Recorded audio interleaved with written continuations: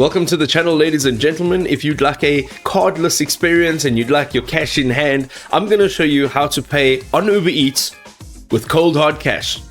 Alright, ladies and gentlemen, I'm doing this on the Uber Eats website, but you can do this on your mobile device as well. On the left hand side, you will see 3 lines. Make sure that, of course, you are signed in to your account. Come down here to Wallet, and it will open up a new tab on your browser.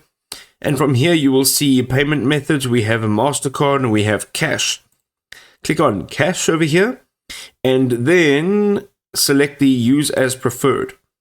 All right, now that is selected, and we're going to go back out. We can now go and go back to our page over here.